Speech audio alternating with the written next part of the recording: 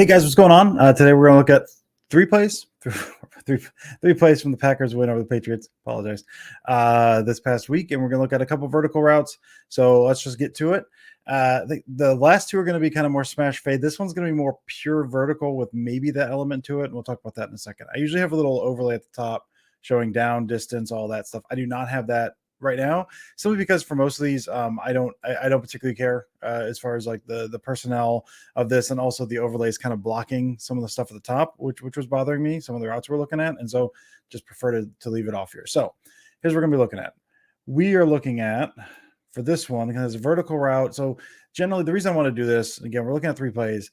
The reason I want to do this is you see a lot of times, and I would do the same thing. You're watching the game on TV, you see a deep throw, you see it goes over the head of the receiver, and that's an overthrow. The quarterback missed him. He had it. Maybe he's open, maybe he isn't, but it's an overthrow. He missed him over his head. Not always that simple. So I want to look at these three plays here to kind of show a couple of things that are going on. So traditionally, what the Packers have been doing over the past few years, a lot of these routes, not specifically, but especially the smash fade ones, which we're gonna be looking at the next two clips, were run by Davante Adams. And what made Davante Adams so good is his release off the line. I'm not telling you guys anything you don't already know, but you can get that little like bump step, and then you create separation at the line, then you can stack the cornerback after that. That makes a huge difference. So you're kind of used to that. You win at the line, you get up the field, you've got your timing, everything's perfect. Not quite the same this year without him. Again, not breaking any news here. Apparently, it's easier to throw routes to Davante Adams than to someone else, especially if you want them to win at the line. So I'll kind of look at a couple instances of that. So this is going to be, I think we've got Tunyon's going to be running maybe like a little pivot route underneath or something, or a snag route or whatever you want to call it. I don't even know. We have not looked at the play yet. I can't remember what he's running. But the main guy we're looking at here is Lazard, and he's going to you don't have a whole lot of room. So first things first, you don't have a whole lot of room. You're on the left hash. You're starting off kind of pinched to the inside there, right? You don't have a whole lot of room between your route and the sideline. So you can't really take an outside release, because if you take an outside release there, this guy just pins you. And so he is going to take an inside release, and then he's going to try to stack him and get up on top and take it over there. So how does it look? Not well. All of these are incomplete. It does not look good, but let's talk about it. All right, so Rodgers is reading out the right side first. You can see him kind of looking over here. You've got a kind of something like that. I think over here is what he's looking at. He doesn't like the look. Now, one of the reasons that he's kind of looking around one of the things the Patriots do, I guess, we'll talk about this, they spin the safeties are shown too high. This guy's going to go here, and this guy's going to go here. So he kind of spins down this robber roll. He spins back to a single high, which is going to inform the route over here. But so Rodgers is looking right side first. You can see his head. Watch his head. Hits the top of his drop. This is kind of cutting in. He's got to run over this guy. Patriots corners were very, very physical. They were not giving up a whole lot, and the Packers had a tough time with that on Sunday. So he's trying to get over. Let's give him a hard time. He's going to have to go there, but it's kind of taking long to develop. He's got a pocket, but he's at the top of his drop. This isn't open, so he's going to move on. Beyond that, he looks on the field. I've got single high safety now. All right, so that means I've got a vertical route here, and you can see Lazard. He's pushing here. Now, what you need to do, and we'll look at that in a second. So Rodgers is going to step. I don't like it. I know I've got single high. I'm taking my shot over its head. Lands. He's here. Ball lands over here. So it's over his head. But let's just watch the route of Lazard on this. We'll spin it back. Watch the route of Lazard, who again cannot win outside. So has to go inside and then try to stack. I like Lazard. He does not have the release package of Davante Adams. Again, no surprise.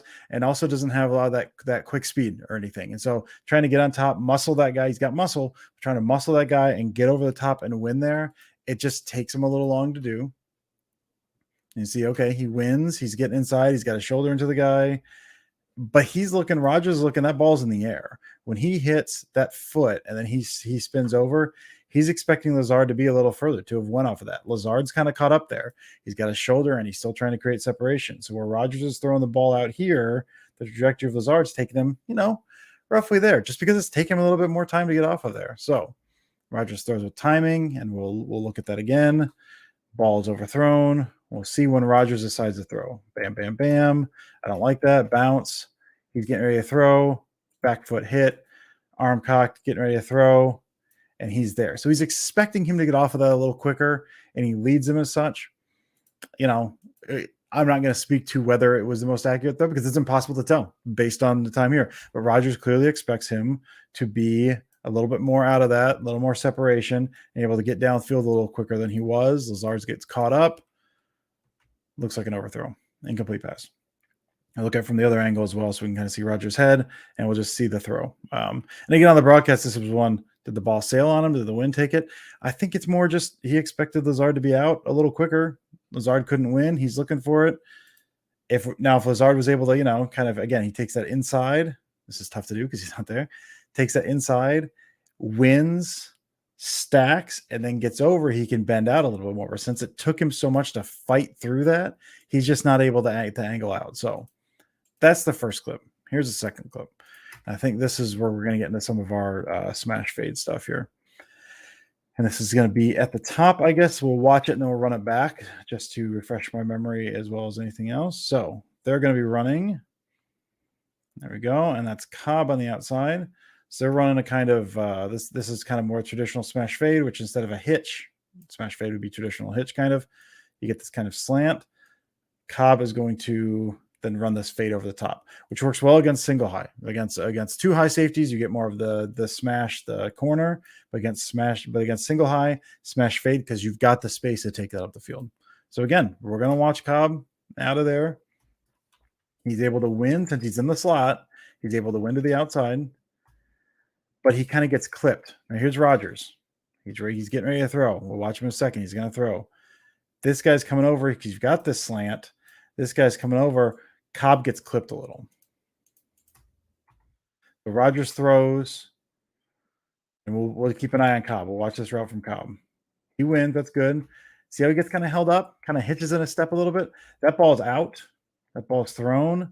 That ball's thrown there. Cobb is here. That little hitch slows him down just enough. Now, this may sound like I'm making excuses, and hey, maybe I am.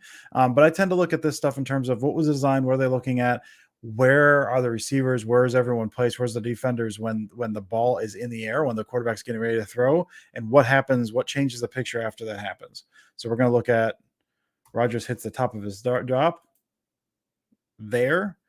He likes what he sees. I've got this guy coming across. Single high safety is back. That's being cleared. I've got Cobb has got half a step on my guy. I've got him on the fade. I know I've got it. This is my first read. I've got him. I'm throwing it up the field. Decisions made.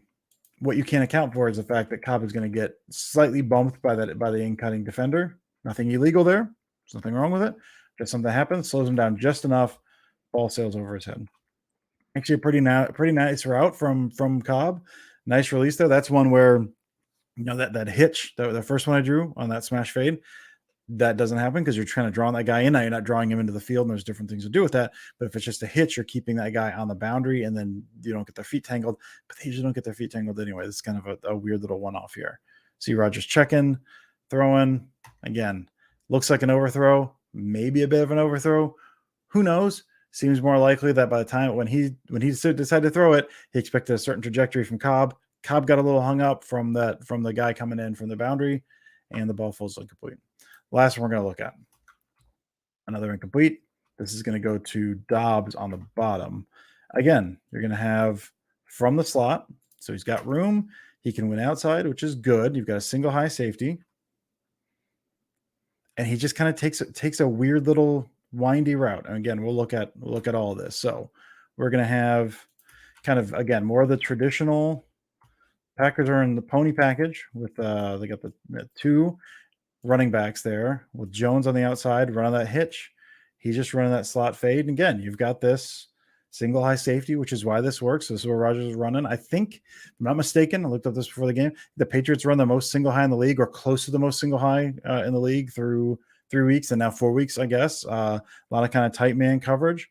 And so the Packers kind of expected this. That's why they're running so many of these kinds of things. You pull them up. You run that fade over the top against single high. You can run away from that safety in the middle. You're throwing away from that. So that's the reason for that. We'll watch Rodgers looking. He's set. Now he's got the hitch. He's winning outside. Rodgers is set. He's going to load, throw to the outside. Dobbs is going to kind of try to work in that blind spot and then work over the top. See that throw? Rodgers got the ball up. That guy's held to the middle. Everything looks perfect. I'm throwing out here. Dobbs kind of cuts back inside and then comes over. Again, the timing's just not there. So instead, this looks like, again, an overthrow. The ball lands out here. Dobbs, the ball's right there right now. Dobbs is here. What happened? That's an overthrow. Well, no. But that this one, of all of them, I think very clearly says this does not look like an overthrow at all to me. Hitch. That's the worst hitch I've ever drawn. I'm not exaggerating. Fade. So Rodgers expects throw there. Dobbs takes a little detour, ends up flattening it out there. The ball still thrown over there because it looks like that's the leverage. That's how everything is going up until that point. So again, it's not a knock on anybody. Dobbs. Dobbs is a rookie. He's been very, very good.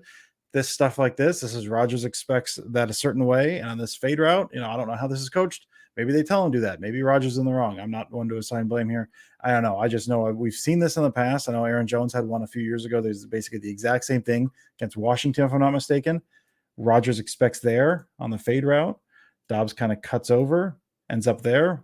Ball's still there because he's throwing. So again, sometimes there's a fine line between an overthrow or a bad throw and just something that just a timing issue between quarterback and receiver or them seeing something differently. And so we'll watch this and then we'll get out of here because again, from here, you see goes back. That looks like an overthrow.